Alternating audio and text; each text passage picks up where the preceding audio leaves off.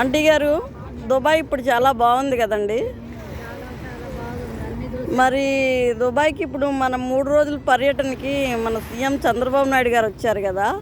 ఆయన పరిపాలన ఎలా ఉంది మన ఏపీలో? ఆయన పరిపాలన బ్రహ్మాండంగా ఉంది. ఆయన కష్టపడుతున్నాడు. ఓకే. ఒంగోలు గిత్తలాగా పరుగు తీస్తున్నాడు.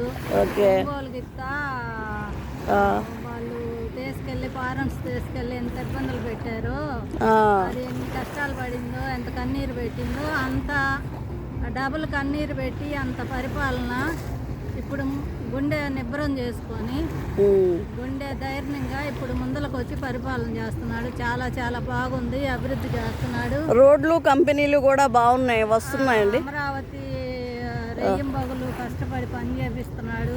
మన రాజధాని అభివృద్ధికి పోలవరం బాగా లఘువులు బట్టి పని చేపిస్తున్నాడు. పారిశ్రామికవేత్తలను ఇట్లా వచ్చి లోకేష్ అక్కడ కష్టపడుతున్నాడు. ఆస్ట్రేలియాలో చంద్రబాబు దుబాయ్ వచ్చాడు.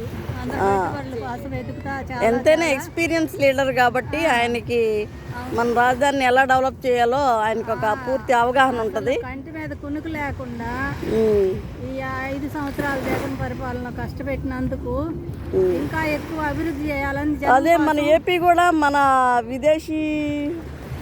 విదేశాలు ఎలా అభివృద్ధి చెందుతున్నాయో మన ఆంధ్రప్రదేశ్ కూడా అంతే అభివృద్ధి జరిగి మేము అక్కడికి వచ్చి కష్టపడాలి. మన దేశం మేము వచ్చేయాలి.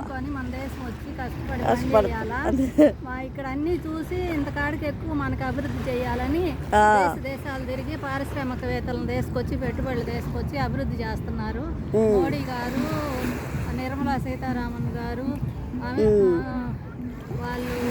మళ్ళీ పవన్ కళ్యాణ్ గారు అందరు సపోర్ట్ ఉండి బాగా డెవలప్మెంట్ చేస్తున్నారు. చాలా చాలా బాగుంది. మన ఇండియా వచ్చే ఇంకా 5 ఏళ్లలో మీరు ఇండియా వచ్చేస్తారు. ఇంకా అందరూ అందరు ఇతర దేశాల్లో ఉండేవాళ్ళందరూ.